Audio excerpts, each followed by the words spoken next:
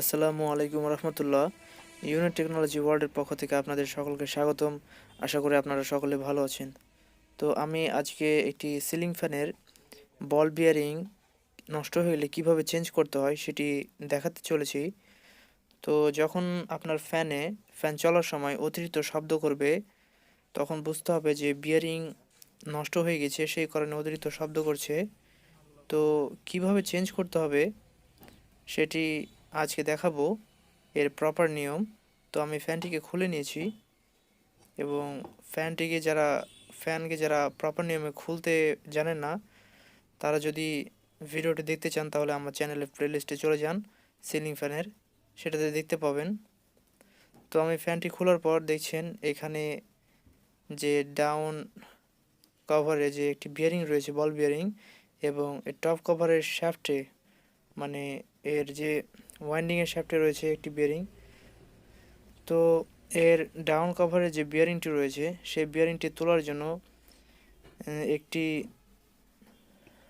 Insider পুলার আছে আমার কাছে, বিয়ারিং পুলার আছে।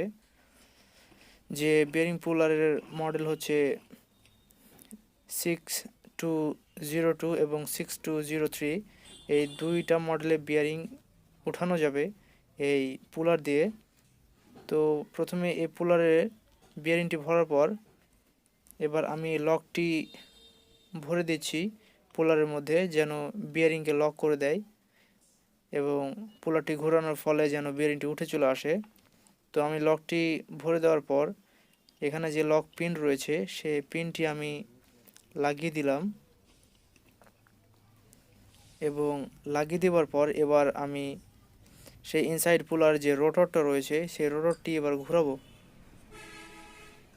তো ঘোরালেই আর কিছু প্রেসার দিয়ে ঘোরালেই বুঝতে পারবেন, দেখবেন যে বিয়ারিংটি উঠতে শুরু করে দিয়েছে।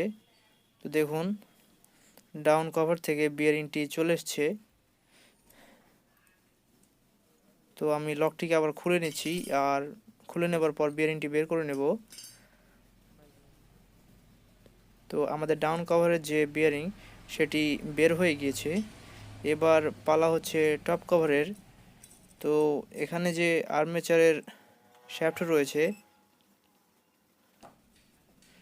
সেই শ্যাফট থেকে বিয়ারিং তোলার জন্য আরেকটি আউটসাইডার পুলার রয়েছে। সিলিং ফ্যানে মূলত এই দুই ধরনের পুলারই ব্যবহার করা হয়, একটা ইনসাইডার আর একটা আউটসাইডারটা হচ্ছে শ্যাফটে যেখানে যখন বিয়ারিং থাকে সেই বিয়ারিংটি বের করবার জন্য এই পুলার ব্যবহার করা হয়। আর যেগুলো বডির মধ্যে থাকে যে সকল বিয়ারিং, সেই সকল বিয়ারিংয়ের জন্য ইনসাইড পুলার ব্যবহার করা হয়। তো আমি আউটসাইড পুলারটি শ্যাফটের মাঝামাঝিতে লাগিয়ে দিলাম এবং বিয়ারিংয়ের সঙ্গে সঙ্গে আটকে দিলাম এবং লক করে দিলাম সম্পূর্ণভাবে স্ক্রু করে। এবার আমি স্লাইড রেঞ্জ দিয়ে ঘোরাবো।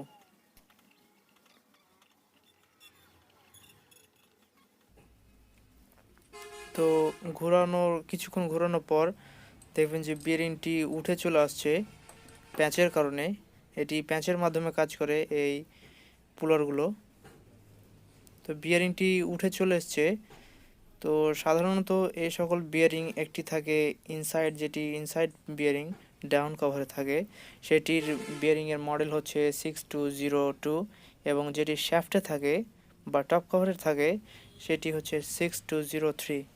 এই দুই মডেলের বিয়ারিং সিলিং ফ্যানে সাধারণত ব্যবহার করা হয় সবচাইতে বেশি। তো আমি শ্যাফটটিকে ভালোভাবে পরিষ্কার করে নেব, কারণ এখানে নতুন বিয়ারিং লাগানোর জন্য। পরিষ্কার করার পর ফলো করে দেখব যে শ্যাফট কোনো কারণে ক্ষয় হয়েছে কিনা। তো আমি এর বিয়ারিং হাউসগুলোও ভালোভাবে পরিষ্কার করে নেব। এখানে অনেক গ্রিজ, অনেক ময়লা আছে, সেগুলো পরিষ্কার করে নেব। তো এবার দেখুন, আমার কাছে এই ফ্যানটি আমি বার্নিশ করে দিয়েছি, বার্নিশ অয়েল ঢেলে দিয়েছি, কারণ কয়েলগুলো লুজ থাকে, অনেক পুরনো কয়েল হয়ে গিয়েছে, যেন সেগুলো শক্তভাবে বসে থাকে সেগুলোর জন্য আমি বার্নিশ অয়েল দিয়ে দিয়েছি। এবার আমি একটি বিয়ারিং বের করব, যে বিয়ারিংয়ের মডেল হচ্ছে 6202। তো এটি হবে ডাউন কভারের দিকে। তো আমি তলের শ্যাফটে বিয়ারিংটি লাগিয়ে দেবো এবার। তো লাগিয়ে দেওয়ার প্রথমে আমি একটু মোবিল অয়েল দিয়ে দেব, যেন স্লিপ করে এবং তাড়াতাড়ি ঢুকে যায় বিয়ারিংটি শ্যাফটের মধ্যে।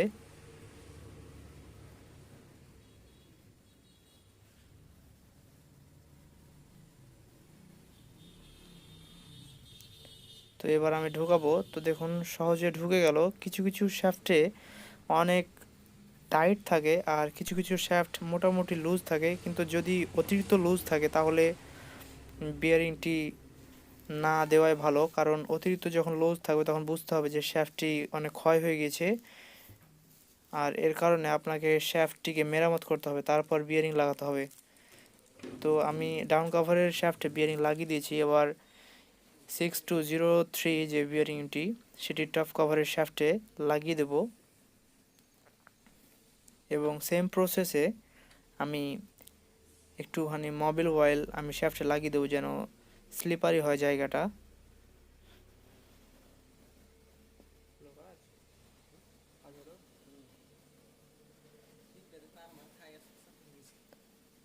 এবার আমি শ্যাফটের ওপরে বিয়ারিংটি ঢুকিয়ে দেওয়ার পর কিছু 620203 মডেলের কিছু পুরনো বিয়ারিং নেব এবং সেগুলো সিরিজ আকারে বা সিরিজ টাইপের মতো করে আমি সবগুলোকে শ্যাফটের মধ্যে ভরে দিচ্ছি, কারণ আমি এগুলোর মাধ্যমেই হ্যামার দিয়ে পিটিয়ে আমি যে মেন বিয়ারিংটি আছে সেটি শ্যাফটে ভালোভাবে বসাবো।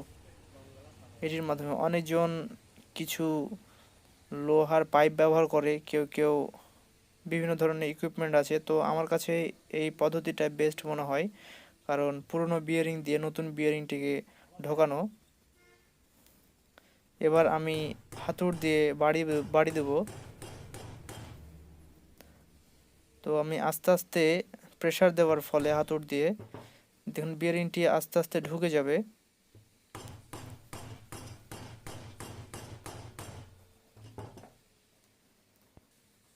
তো দেখুন বিয়ারিংটি ভালোভাবে ঢুকে গিয়েছে, সম্পূর্ণভাবে শ্যাফটের একদম নিচ প্রান্ত অবধি মিলে গিয়েছে। তো আপনি যখন কোনো বিয়ারিং চেঞ্জ করতে যাবেন, তখন কোনো যদি দ্বিধাদ্বন্দ্বের মধ্যে পড়েন, কোনো ঝামেলার মধ্যে পড়েন, তাহলে এই নিয়ম অনুসরণ করে আপনিও একটি সিলিং ফ্যানের বিয়ারিং সহজেই চেঞ্জ করতে পারবেন। এটা তেমন কোনো কঠিন কাজ না। তো ভিডিওটি যদি ভালো লেগে থাকে তাহলে অবশ্যই সাবস্ক্রাইব করে পাশে থাকুন। ধন্যবাদ। আর দেখা হবে আরেকটা ভিডিওতে ইনশাআল্লাহ।